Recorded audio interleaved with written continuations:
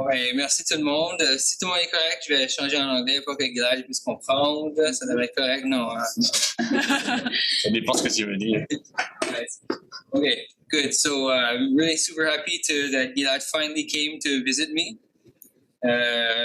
We have been talking about this visit for a long time. So Gilad is now a professor at Ben-Gurion University in Israel, and he specialized. We met about 10 years ago, 9 or 10 years ago, when we were both in Denmark, working on sulfur cycling in marine sediments. He's since evolved to work on seagrasses, whereas I didn't. Anyways, it's good. So I'm really happy that Gilad can be here to present. He did his undergrad and master's at Ben-Gurion University. He moved to England to do his PhD at Cambridge before doing the postdoc in Israel. We went back to Cambridge again for a while, and then and eventually getting his job at the IUI at the Inter-University in Eilat, and now here in Beersheba. Yeah. So, Gilad Antler, everyone, thanks for coming here and to listen to this presentation. Thank you, everyone, for coming. Well, part of the reasons why I came here, besides that I really want to visit Andre, is to work on seagrass. So it's something that I'm doing now for quite a while. It's not the only thing that I'm doing, but it's definitely occupied quite a lot of my time. And I felt like I should maybe show things that are related to what we do, because it might be related to the things that we want to do here as well. Yeah, I call this talk here from things to source, and so maybe you will understand why. So what I want to start with is to claim that the coastal environments are amazing places where carbon can be removed from the atmosphere. Okay, so what we want to do if we want to remove carbon from the atmosphere, there are several ways to do it, right? And you can have chemical weathering or photosynthesis, right? So photosynthesis might be the first thing that will come to most of us when we think about taking CO2 and making it something else. Right? I mean, most people, if you go in the street and you ask them, oh, how should we remove CO2? They say, well, plant more trees. So in coastal environments, we have a lot of photosynthesis. And this is because we have plenty of light, right? Still above the photic zone. So there is plenty of light. There are a lot of nutrients because we are in the intercept with the land. So there are a lot of nutrients that come from the land. And they have another very important quality, and which is that these environments are really dynamic. Okay, and why is it important? Because in order to remove carbon from the atmosphere, it's not enough to take the CO2 and make it sugars. This is not enough. It doesn't count the carbon removal. You also need to bury it. Okay, you need to remove it from a contact with the surface of the atmosphere, ocean. Okay, because otherwise it will get oxidized, and all the carbon that you took and make sugars will return as CO2. Right? So the general agreement is that to plant a tree is not a way to remove carbon. Okay, so if you just go and you said, okay, I'm going to plant your trees everywhere, I want to sell carbon credits, no one will pay you for this, right? Because the trees, with time, they will degrade in order of 100 years, 200 years, 300 years, and all the carbon that they took during the life will return. The way to do it is to bury it somewhere, right? So the best place to remove carbon would be sediments, marine sediments.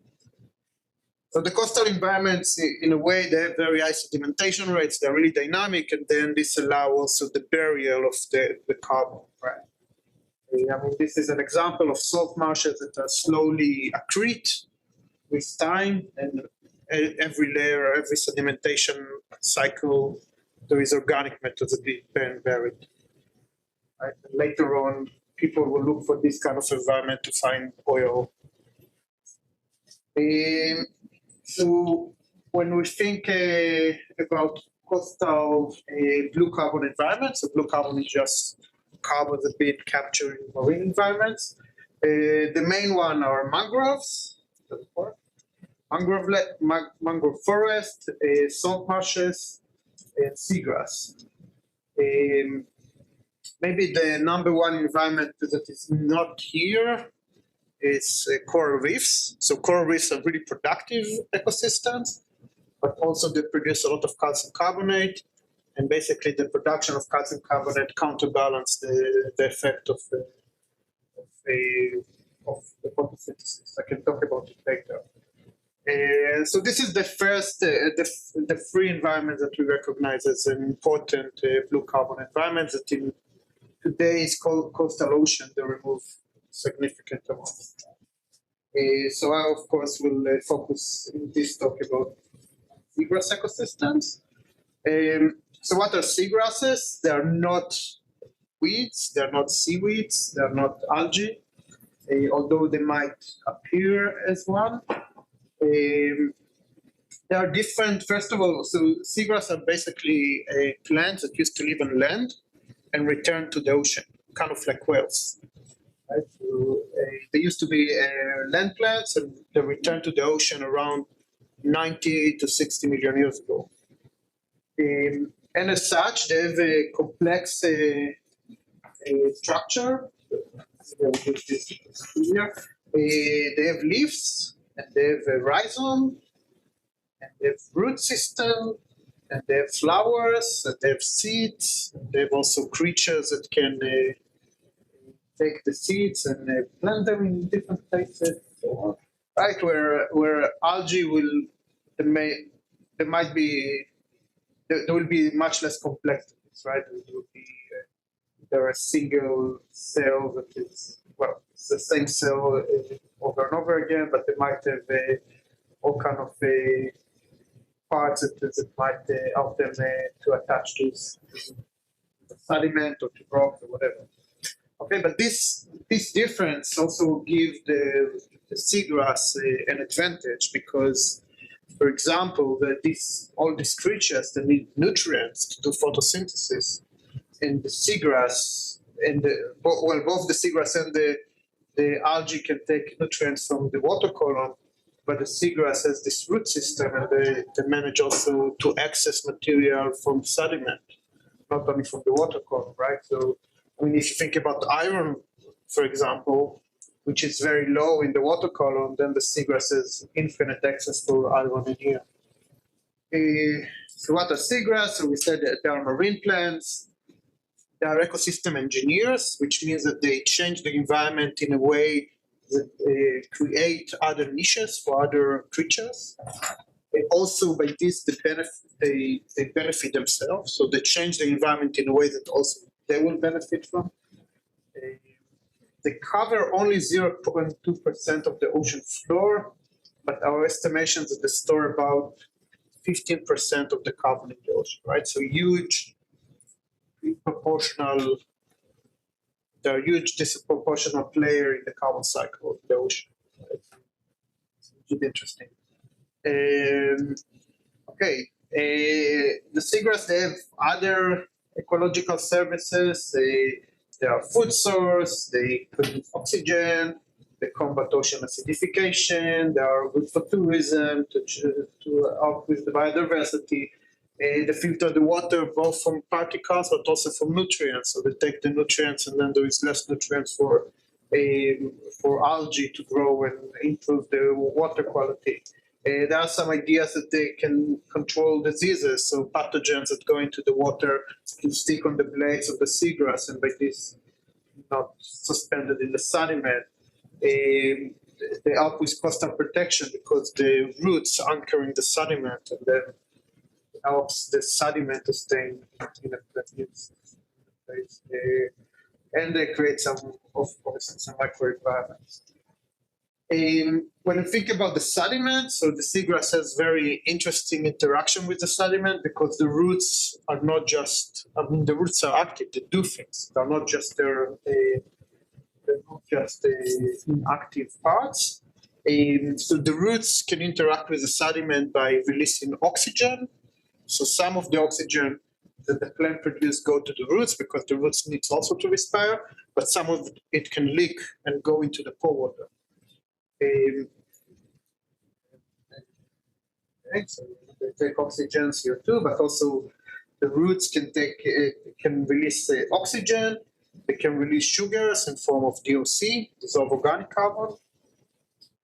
Of course, this will change the microbial community in the vicinity of the roots because now you have oxygen that otherwise you would not have in such an environment, or you have organic carbon that can feed microbes around the roots. So they will change the entire chain of anaerobic reactions that we have in the sediment. Right? So you would expect that if you take sediment when there is no seagrass, the microbes that you find there and the metabolism that will be there will be different in place where there is no seagrass than in place where there are seagrasses. Okay, just because the roots themselves can leak these things into the environment. Apparently, they don't just leak it without a reason. There are some ideas that they will benefit from this, and I'll show at least one reason why they might do it. But the most obvious that they leak oxygen is that to keep the environment less anoxic, so there is some oxygen. And if there is sulfide around, that sulfide can hurt the seagrass, then the oxygen can oxidize it, or from the first place just keep the environment more oxy, so there will not be sulfide reduction. Right, so this leakage might play a role in half of the. And of course, the most obvious thing that the roots can take dissolved nutrients in form of phosphate, ammonium, nitrate, such. However, with all these nice things that seagrass, they are being disappear. They disappear, and our estimations that disappear in very high rates. Right. So right now, kind of the numbers that we give to the public is that they disappear in on a rate of 2 football fields an hour. Right, so very high rates, and the reason is that not like coral reefs. I can say, at least from my perspective in Israel, in the Red Sea we have the coral reefs. They're very nice, really protected, and on the other side we have seagrass meadows. And when the municipality want to build around the shore, when they build near the coral reefs, then all the organization, all the environmental organization come and say, oh wait, there is a coral reef here, stop, don't do it. Where when it happened near the seagrass meadows, no one cares because for most people they perceive it as just algae. Right, so and it is the same in other places that we just don't care about them enough. And when we come and develop the coastal environment, and we don't take it into account.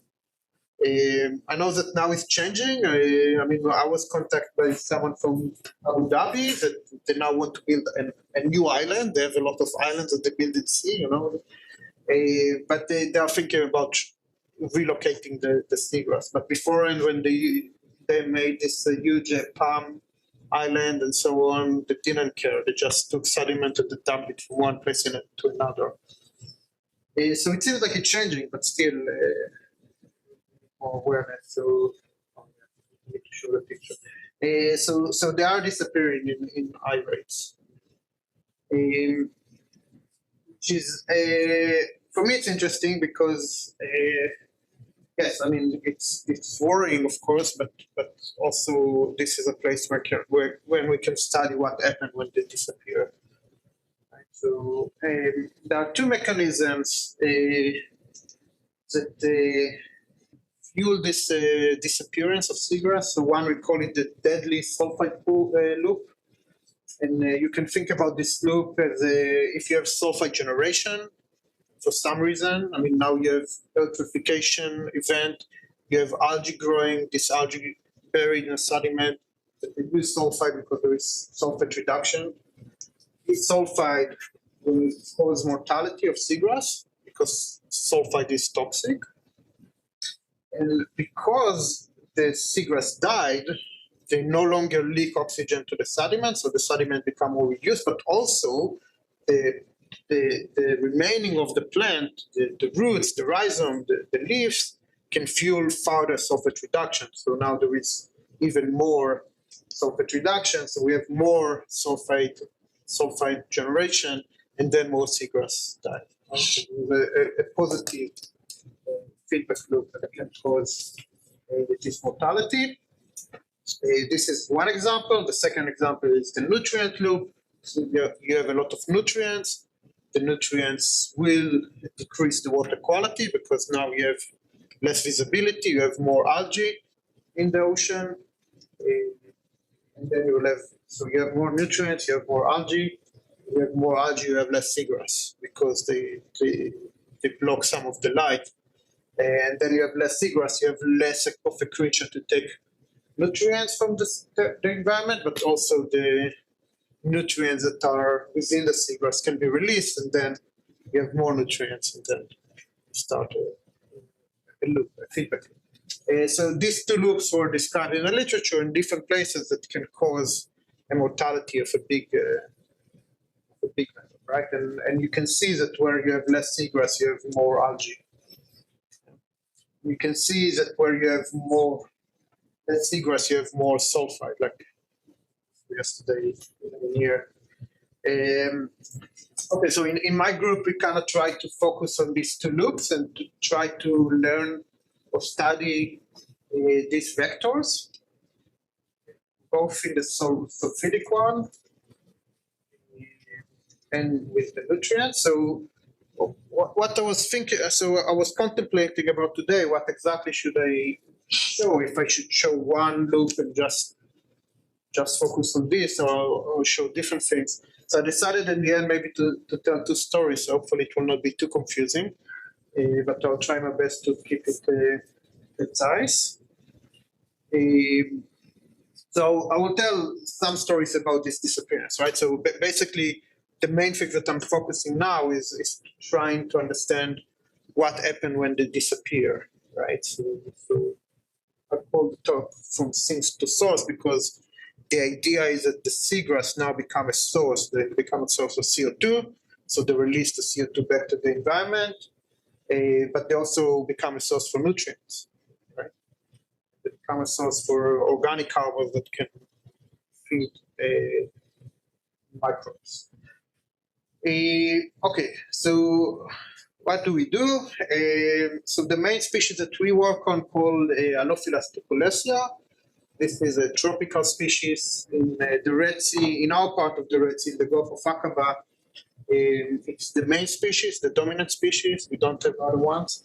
It's relatively small, so the blades are about maybe 5 centimeters long, the leaves.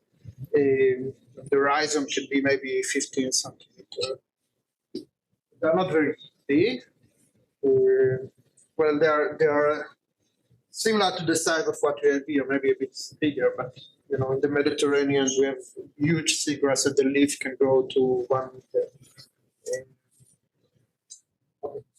So this is our species, and this is our backyard. And one of the experiments that we do is that we take the seagrass, as you see here, and we separate them to different parts, right? Because we reckon that different parts might behave differently. Right? The roots is not the same as the rhizome, and the rhizome is not the same as the leaf, and the leaf may not be the same as the detritus leaf. So separate them, and this is one of the experiments that we do. We take the different parts, we grind them, we sieve them.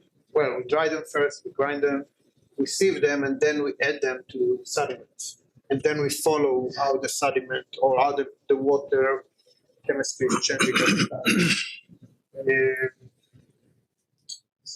And this is an example. So what you can see here is the DAC concentration, the dissolving organic carbon.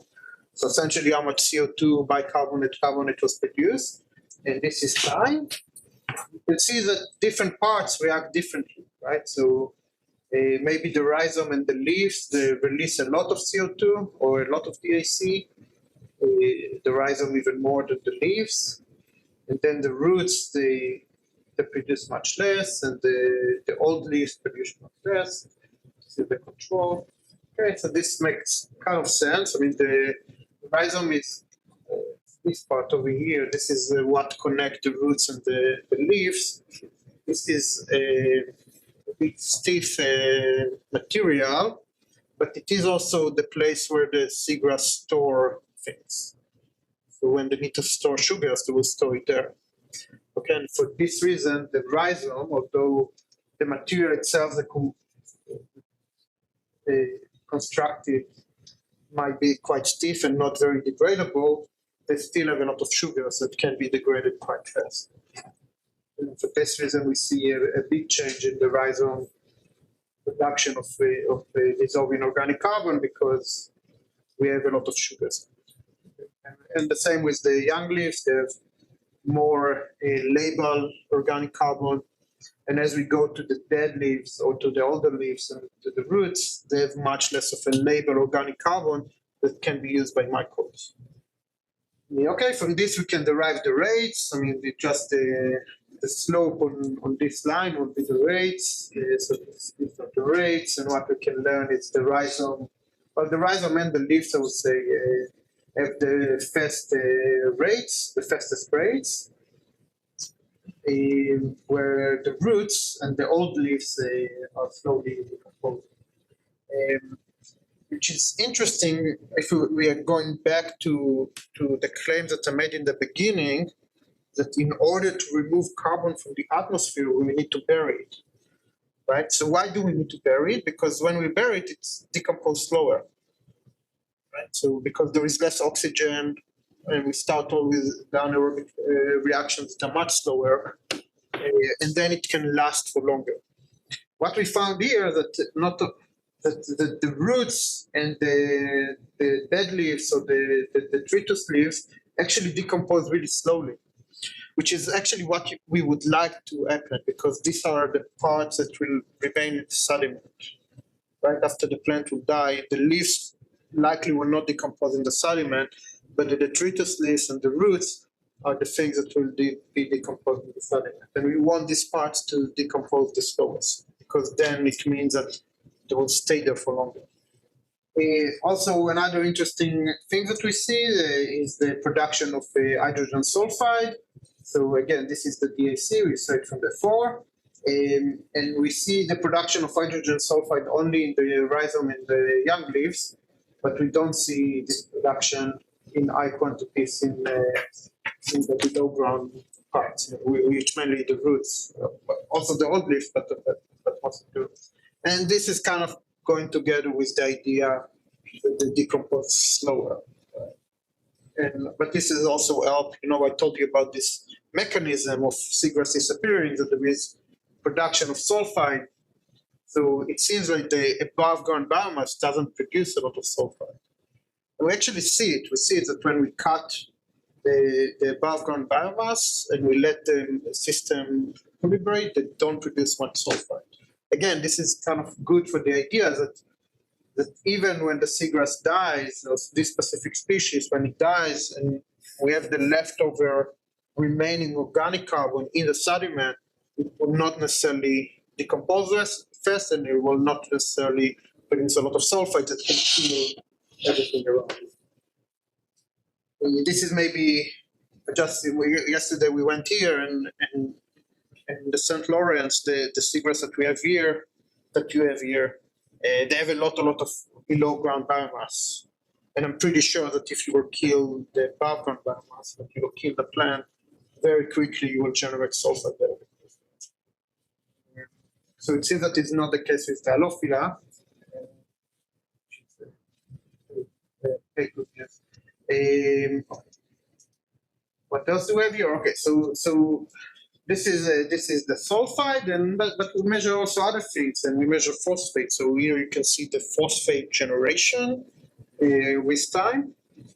And what is interesting is that the leaves, right, the green one. So this is the green leaves. This is the youngest leaves. They release a lot of phosphate, like 3 times more than the root, the rhizome. Although the rhizome, if you look at the DAC, they decompose more.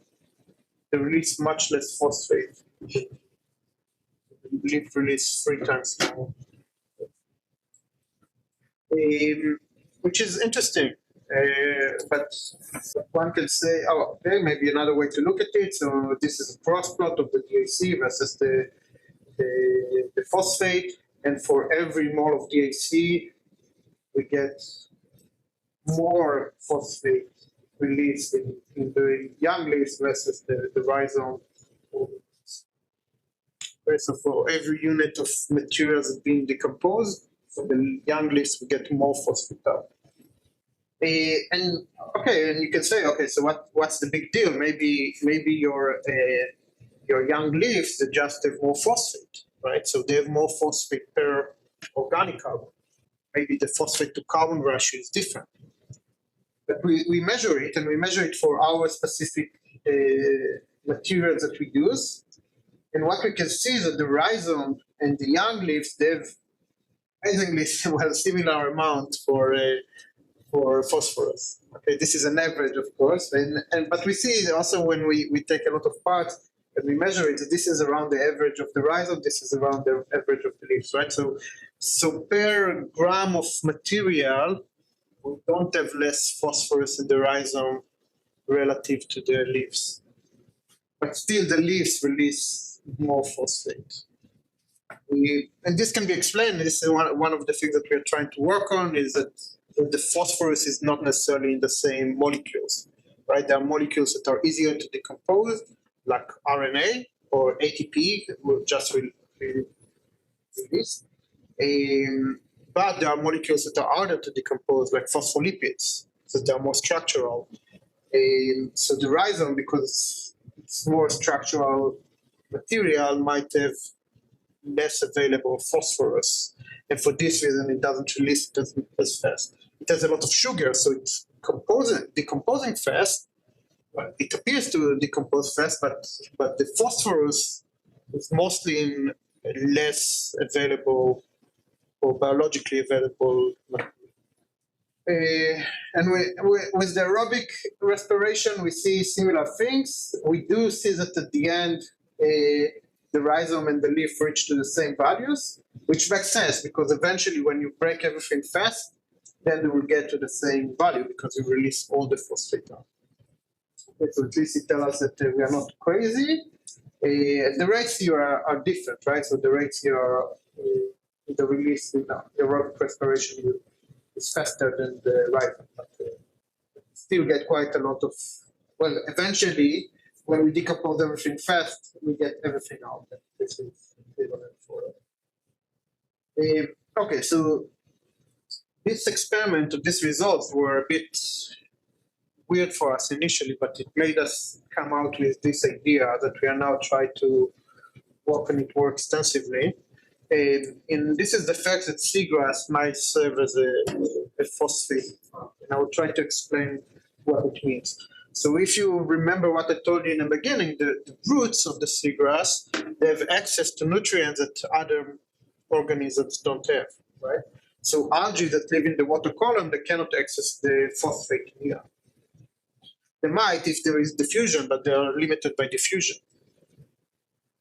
The seagrass can actively take the phosphate from here, the pore water phosphate. However, so the seagrass can take the phosphate from the leaves, of course, but also, you remember I told you about these mechanisms of seagrass leaking oxygen and VOC.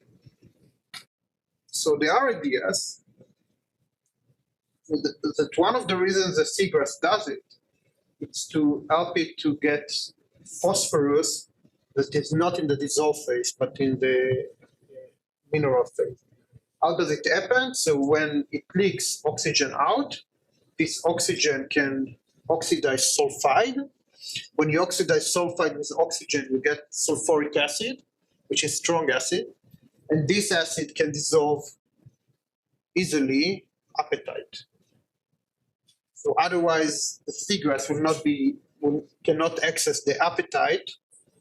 But if it does it through production of strong acid, and then it makes the phosphorus available for uptake. Similarly with the DOC, so the DOC can fuel sulfate reduction, but iron reduction as well. And when you release or when you interact the organic carbon or microbes with the iron oxides, then there is a lot of phosphate that is sorbed on the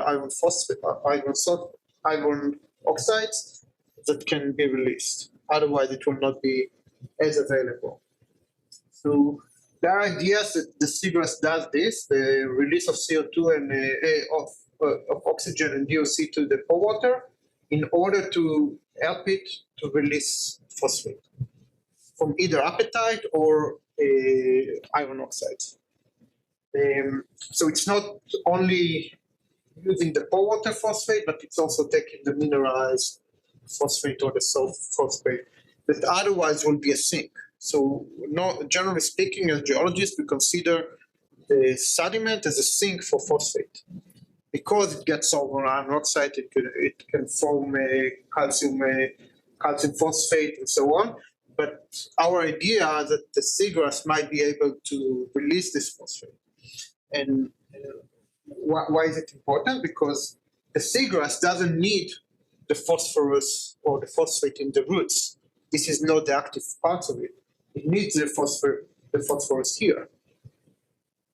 So it will translocate the phosphate from the sediment to the leaves. But the leaves do not decompose in the sediment, they decompose in the water column.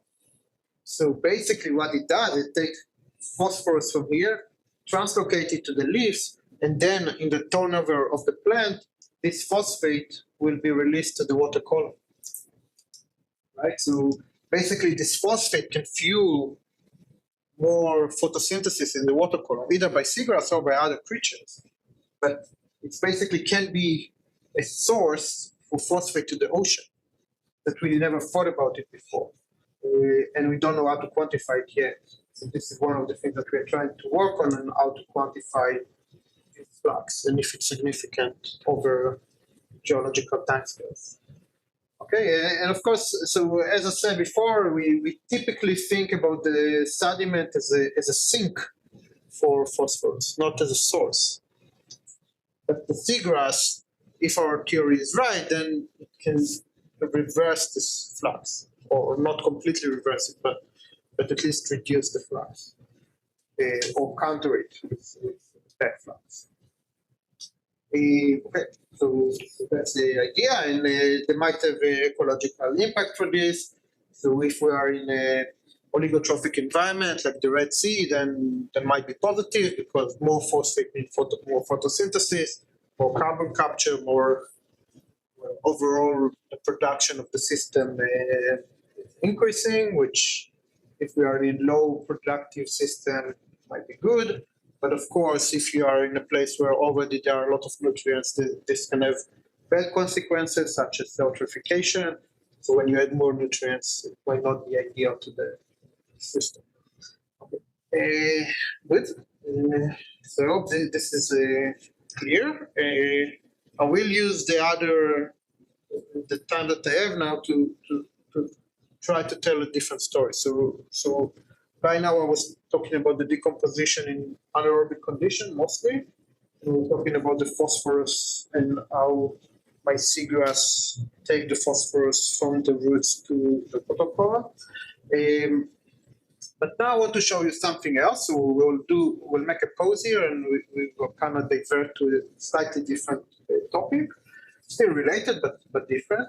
And I was talking about anaerobic respiration, and I want to talk about aerobic decomposition. So the same experiments that we did here, with anaerobic reactions. We do also with aerobic conditions. And the setup is, it looks like this. Well, you cannot get a lot from this picture, but basically we have different bottles. We cover them to have everything in the light. We need to supply oxygen all the time because the oxygen will get depleted really fast within a few hours. However, if we constantly bubble the water, we will supply enough oxygen, but we cannot measure rates because we want to measure the rates of the decomposition. So what we did, we put the aquarium pumps, the air pumps, we put them on timer, on 15 minutes timer. So they turn on for 15 minutes and then they turn off for 15 minutes. And when they turn on, the oxygen level goes up, equilibrate with the atmosphere, and then we turn them off, and then the oxygen starts to decrease. And in this period, we can measure the rates. Okay. How does it look like? It looks like this. Okay, so we have a period where the oxygen pump is off, the oxygen levels go down, and then we turn them on, the oxygen level go up, then go down again, then go up, go down. And every decrease, every period of decrease, which is every half an hour, we can measure the rates. Okay, and you can see that there are different channels here. Each one give us, okay, so the slope on this will be the rates, and you can see that there are different incubations. You don't know which one is which, it doesn't matter, but every incubation give us a different slope, so different rates. So in some of it, maybe you don't see it here perfectly. We have other pictures that show it, but also with time, these slopes are changing. So they become more moderate. So here the slope is less moderate and here it's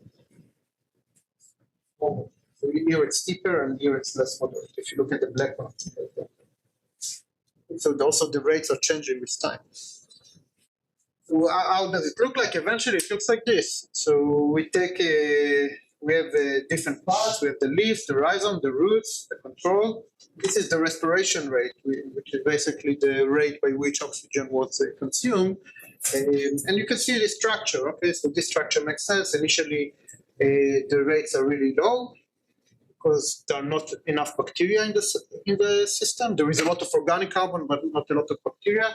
And then the bacteria start to grow and they munch on the organic carbon, but then they eat all the readily available organic carbon. They end up with the organic carbon after a few hours, after a day, and then the rates start to go down. And you see this in the leaves, and you see it in the rhizome, and you see it even in the roots. But in the roots, they're much less pronounced. Because probably in the roots, there is less of the sugars, less of the available stuff to do. And this is very predictable. Like we do it all the time, and you get the same thing. So here you can see also that there are actually 3 experiments here. So each one is in triplicates. These 2 are the minimum and the maximum, and this one is the average of 3 replicates. Okay, so this makes some sense. It looks similar to the anaerobic experiments that initially we have high rates, then the rates going down, and the leaves and the rhizome has higher rates than the roots, obviously the control. And then put here the dead leaves, but the dead leaves, generally speaking, looks more like the roots than anything else. Okay, and here you can see the nutrients. So this is the phosphate concentration. It doesn't look the same as before because now slightly different material and they have slightly different carbon to a phosphate ratio. Here you can see the ammonium that goes up. Weirdly, we don't get a lot of nitrate, so we don't get a lot of nitrification. I'm not entirely sure why. We do see an increase in ammonia, but we don't see it go down. Well, at least in a few days, we don't see it here to nitrate. We get small increase in nitrate, not as much as I would expect. I mean, when I start this experiment, I was sure that we get only nitrate, but apparently we don't get enough nitrification. Maybe we don't get the right bugs there to do this. Okay, so this is the phosphate and this is the ammonium. I don't know why I did it, but I made my students measure alkalinity in this setup. And the reason why I say it, that I'm not sure why I did it, is because I was sure that the alkalinity will not change. Do you know what is alkalinity? You heard about this? Okay, so alkalinity is essentially the amount, well, you can think about it as the amount of strong bases you have in the solution. Well, we are not have that many strong acids, so you can think about it as the amount of strong base in the solution. And marine systems is mostly carbonated bicarbonate. There are strong bases for the weak acid. There's the strong conjugated bases for the weak acid, carbonic acid, right? So, and why they're helping the alkalinity? Because they are proton acceptors. They can accept protons, and by this they keep the buffering. Well, they can buffer the pH of the solution. And alkalinity, I guess, traditionally we use it a lot because it's really easy to measure in very precise way, right? So it's not very intuitive measurement, but it helps us. We can measure it very well. And it tells us something about the carbonate system because it comprises of the strong bases, the bicarbonated carbon. In theory, this is what we all learn in school, well, advanced oceanographic courses, is that if you have only aerobic respiration, the alkalinity shouldn't change. Because if you only add to the solution a weak base, a weak acid, which is CO2, and this is what you add to the solution when you have aerobic respiration, the alkalinity should stay the same. Because you don't add to the solution strong bases, just a weak acid. So the consensus is that during aerobic respiration, we don't have big change in alkalinity. You might have small change in alkalinity because you produce ammonium and nitrate and phosphate, and they can also act as bases or acids. But generally speaking, we don't think that the alkalinity should be affected much by the production of CO2. But what we see here is that the alkalinity is being affected a lot.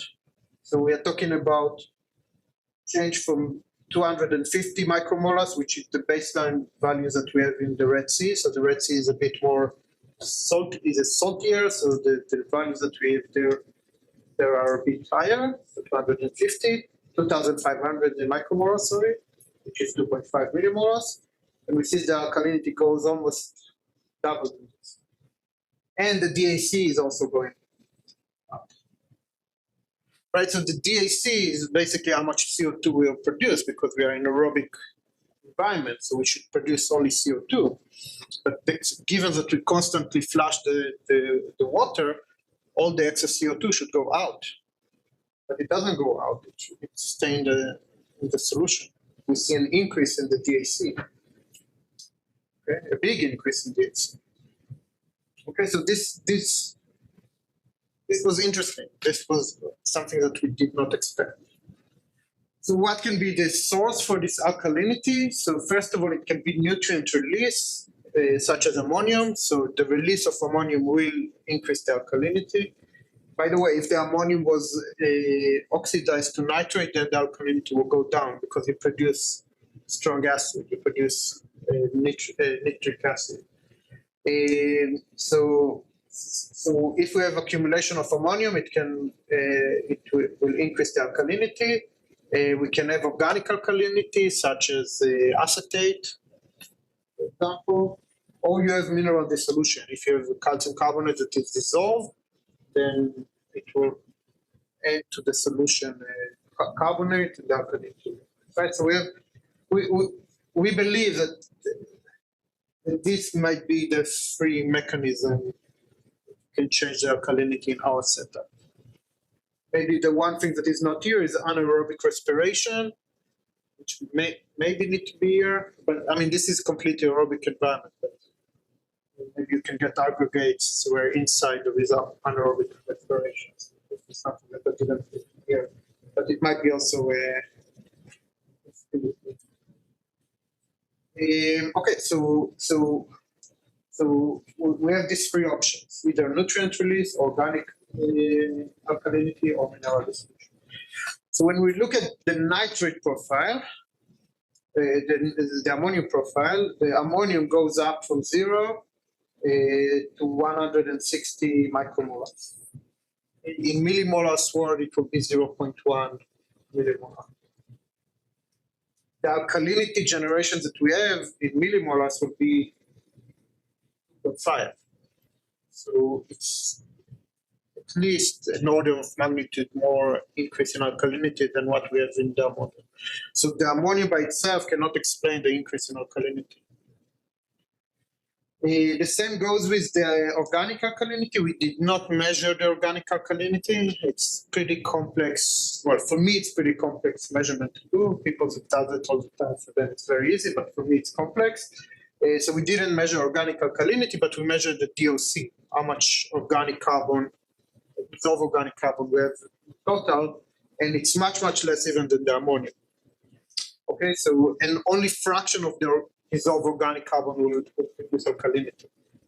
Because there are a lot of molecules there, like sugars and whatnot, that don't contribute to the alkalinity. It's only the acetate, only the bases that will contribute to the alkalinity. Acetate, formate, so on. So we're left with a mineral dissolution. So our theory is that maybe we have mineral dissolution at our reactors. What we did, we tried to test it. We tried to test this hypothesis. And what we did now, so the experiment that we did initially, we took the parts, we grind them, we dry them. Well, so we dry them, we grind them, we sieve them, we put them in the reactor. One can claim that maybe we create an artifact in this process. Maybe because we dry them, we get precipitation of minerals that later are being dissolved, right? So what we did in this experiment, we took the leaves and the rhizome as they are. We just cut them and we put them immediately in the bottle. We didn't dry them. So we didn't let minerals to form in the process. Anything that can form because of drying or whatnot will not happen.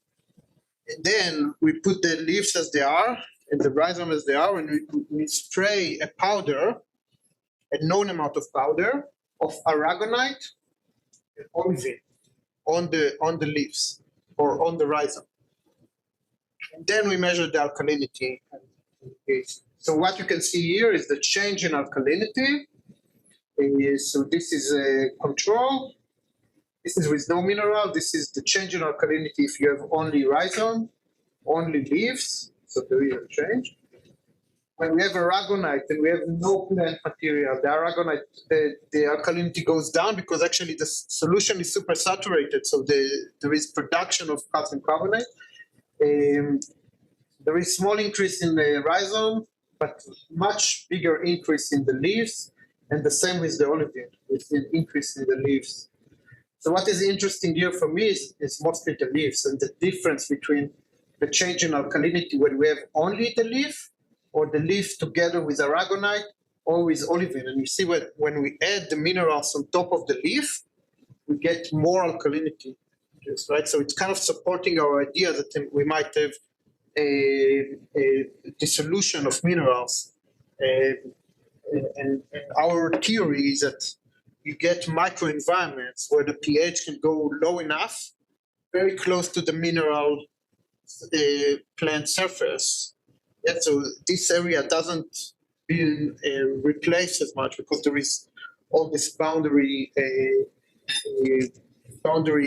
layers, right? So the water can change a lot, and they are homogenized, but very close to the surface, you get much bigger gradients. And this is where you can dissolve minerals. because there you have the reaction. This is where you have the respiration, and the pH will change there a lot. And if the pH in this area doesn't homogenize with the rest of the experiment fast enough, then you can get areas where you have low pH locally, while the entire pH of the entire system can be still high.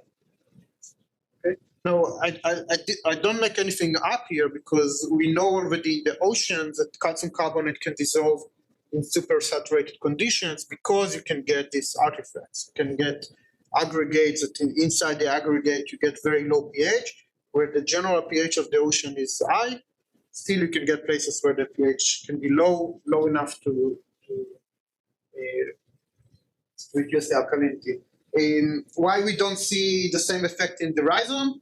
So in this experiment specifically, what we did, we left the material as it is. It must be a surface-related phenomena. So the leaves, they have much more surface. So there is much more places where this reaction can occur, where the rhizome is just a tube. So the surface area to the weight ratio is low. Because we put the material based on weight. We make sure that we have the same weight of material in each experiment, not the same surface area.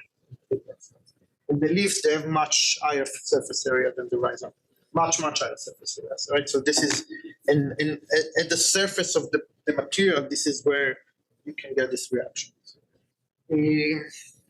Well, one can ask, what is the source? Why is the alkalinity also changing when you don't add minerals? And there might be two answers for this. One is that we don't clean them well enough, because we only clean them with toothbrush. We're trying our best to clean them with our eyes, but still there is leftovers. So there are forearms and all kind of things that grow on them as epiphytes, and they might stay. But there are some indications that seagrass, they have aragonite precipitating inside the plant itself, right? And this we cannot get rid of. So even if we just put the plant without anything, still we get this generation of alkalinity, which my guess will be that is either carbonate that we didn't get rid of, calcium carbonate, or carbonate inside the plant. At the moment, we cannot necessarily distinguish them in a reliable way. We can put it in SEM or stuff, but then we will create a lot of artifacts to prepare the sample for it. Okay, I have 5 minutes, so I'll finish quickly. So this is the DAC. So the DAC is reacting to the change in alkalinity. The alkalinity goes up, and then the DAC is going up as well. I can put the data on what we call the DFIS diagram, the alkalinity versus the DAC. The contours here are constant pH. And you can see this is the data. This is a constant pH of 8, it's 9. And our data fall very close to it. So we have a pH of 8.1, like you have in the ocean. And the data follow what seems to be a constant pH profile. So just alkalinity and DAC changing when the pH is remaining the same. How do you produce such a line? So if you are taking my assumption that we're precipitating, dissolving calcium carbonate, so calcium carbonate, the solution will cause a change in for every change in DAC, there will be a change of 2 alkalinity. So for every mole of DAC that produce, alkalinity will produce 2 moles. Right? So if you produce carbonate, the DAC will change by 1, but the alkalinity will change by 2. This is a 2-to-1 line. This is a 1-to-1 line. How do you get from here to here? You have CO2 that go into the system. So basically what happened, or what we think that happens, is that we have a dissolution of a calcium carbonate. The dissolution of the calcium carbonate, the pH goes up. And because the pH goes up, now the solution can take more CO2. Okay? So it will buffer it, and then the pH will stay the same, and the DAC will go up. Right? So this vector over here it's essentially CO2. It's an uptake of CO2. Because there is some CO2 that there is some carbonate that is being produced during the dissolution, but actually we get excess of CO2 that can now invade to the system because the pH of the experiment went up. And in order to bring it down, CO2 goes in from the atmosphere to the water. Okay, this is not new. We know that the ocean operates like this. So if you go on the coral reef and you measure pH, the pH will be almost constant, and the alkalinity and DAC will change together. Okay, so the alkalinity and DAC, when you're an open system, open to the atmosphere, if the alkalinity goes up in the solution, then you get CO2 invading, and the pH goes down back. Okay, and vice versa when you have precipitation. So if you precipitate calcium carbonate, the pH will go down, and then CO2 will be released, and then the pH will again be the same, right? So the pH is buffered when you open to the atmosphere, the pH is buffered by these reactions. Okay, so we think that this vector here is basically CO2 that was added to the solution. And this is about 10% of the total CO2 that's released. So we can measure how much CO2 was released because we know how much oxygen was consumed. If we use 1-to-1 ratio, we know how much CO2 was supposed to release. And 10% of this CO2 doesn't go to the atmosphere. It retains in the water because of the increase in alkalinity. Okay, so basically the mechanisms that I'm trying to describe here is mechanisms that not all the production of CO2 during the seagrass decomposition go back to the atmosphere. The mechanism here is that retaining some of it in the water. And this is with the aid of calcium carbonate, right? If you don't follow completely the chemistry, maybe you heard about what we call alkalinity enhancement. That's something that you heard. When you just increase the alkalinity in any kind or source, basically now the water can gain more CO2. This is basically what happened here. The increase in alkalinity is due to the calcium carbonate dissolution, and because you increase the alkalinity, now the water can store more CO2. And our calculation is that about 10% of the total CO2 that was produced during the seagrass decomposition, which basically means that not all the seagrass that got decomposed returned to the atmosphere. Some of the CO2 retained in the water. This is, by the way, considered by companies or by not only by companies, by the industry of carbon removal as durable way to remove carbon. Okay, so just enough that you prove that the alkalinity changed to claim that you remove carbon from the atmosphere. So this is durable. It's not carbon that will go back unless you acidify it, unless you do something to the solution. But if you don't do anything to the solution, you just let it stay, this carbon will not go back to the atmosphere, not in a million years. Okay, I already took too much of the time, so I will just finish here. So seagrass are amazing. They are very efficient in removing carbon. They have high photosynthesis rates, increased pH. The above ground biomass decompose slower, right? So now I'm trying to convince you why they are efficient, because everything that I show you is just about the decomposition, but the idea is that even during the decomposition, they are still efficient because the above ground biomass is decomposing slow. The underground biomass is decomposing slow, so the roots and so on. The above ground biomass contains a lot of phosphorus, which can further fertilize the ocean, and by this having more photosynthesis. And basically the material that is being buried, which is essentially the roots, is very low in nutrients. So mostly we bury carbon, not nutrients. So the nutrients are being released to the water column, and the nutrients stay in, the carbon is being retained in the sediment. And we see that there are some potential for alkalinity increase, which in aerobic respiration, which can further retain some of the CO2 that was supposed to decompose in the water, which is nice. And I think that this is my last slide. So thank you for your time.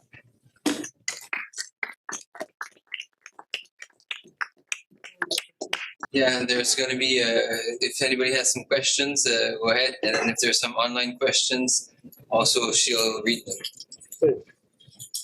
I have a question. You mentioned at the beginning the reasons why seagrasses are disappearing.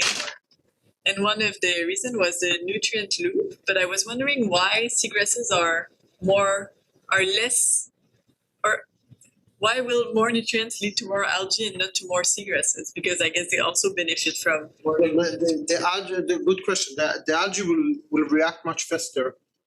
Is there a reason why? Well, they are single cell and they are much less complex. So if you just take, well, if you take aquarium, you have their seagrass or any other plant, any other plants, and you will dump nutrients. The first thing that will happen is that the algae will start to grow bacteria, but cyanobacteria probably will be the first one to react, right? So in the uptake, so with the uptake of seawater, water column nutrients, no one can beat the cyanobacteria. They are single cell, they have much higher surface area compared to the size, so they will uptake most in highest rates the nutrients. Good question. I have a question, sorry, about the leaves. So you have explained the difference in between the 4 parts of the seagrass, but I would like to know how can we differentiate and categorize the old and the new leaves of a seagrass? Yeah, so this is actually an older version of what we do now. So recently we start to, you can see it here. So there are different leaves, different shoots. If each one of these is a shoot. Let's grow in the direction of growth. So let's say this.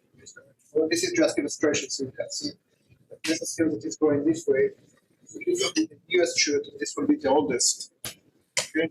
And now, I mean, this is one of the things that we want to do here. We separate them to smaller sections. We actually separate them by shoot by shoot. And let's say we measure the phosphate content, and we see that the phosphate it's different. It's going down. Okay, so you're right. I mean, the way that we did it here was very premature. I mean, this is all experiments, and we just took what looks older, which is the yellow stuff, and what looks younger, which was the green stuff. So we just see it in here. Sorry, I'm taking a bit more of your time. Yes, there are like a few slides where you can see here the difference. Yeah, no, but I mean, and this is, I mean, so we are geologists, right?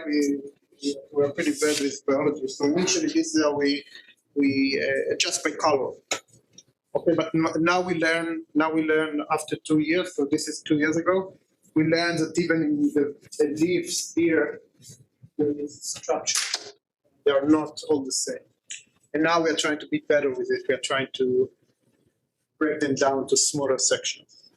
Do you personally think if you now decompose the leaves, that you know that they are like green into old and new, would you see a difference in the results that you got?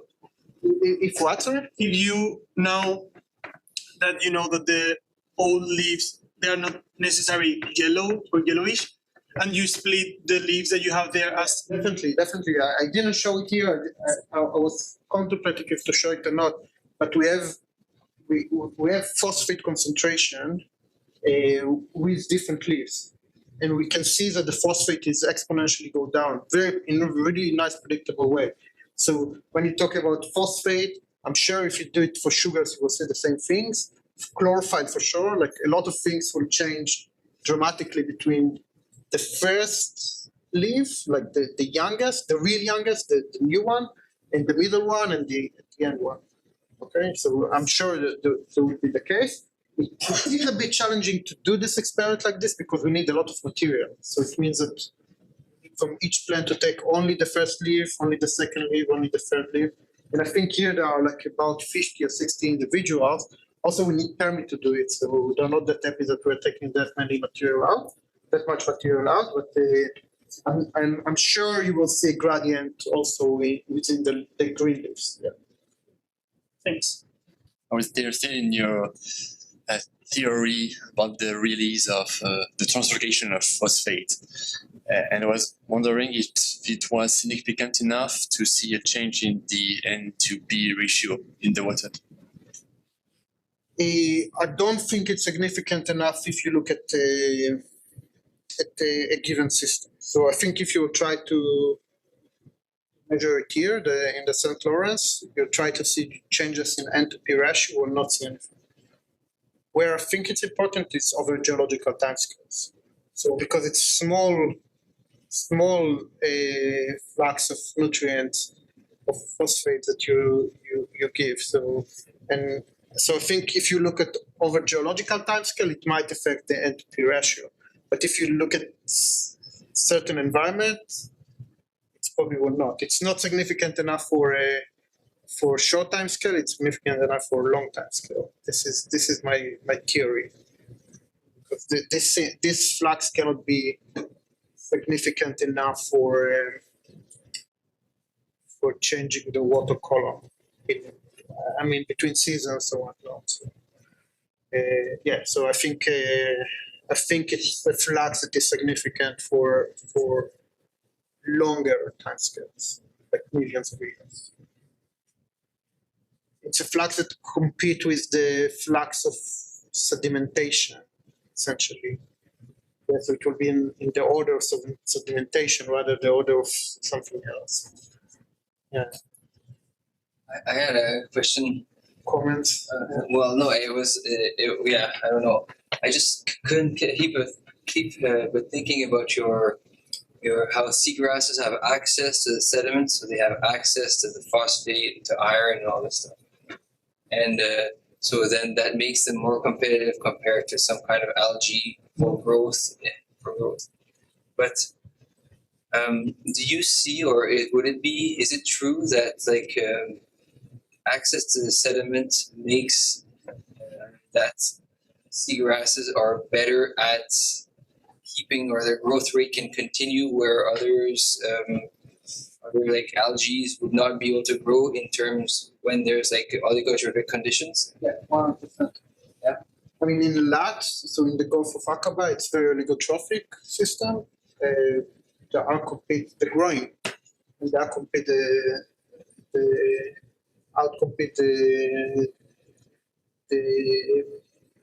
the algae easily, beside the spring bloom. So we have the spring bloom where we have a lot of nutrients, then they cannot outcompete them. So there is a period of 2-3 months that there is a lot of algae. But after this, when you go into the summer, the seagrass swim big time, and they grow. And they're growing. They're not. When we do experiments, we just put sediments, and we don't even care about the water column nutrients. They're growing well. Okay. I don't have any questions online. However, I have 2 comments for you. One from Dr. Mathieu Cusson, who's a researcher at the Université du Québec à Chicoutimi. It's far from here. He says, many thanks, Dr. Antler. Very nice talk and great and useful research program. All the best. And we also have a comment from a PhD student, Daniela Walsh, who says, thank you for the interesting talk and insights, Dr. Antler. We both, if you can steer around. Right. Great. Thank you, everyone. Thank you again. Merci.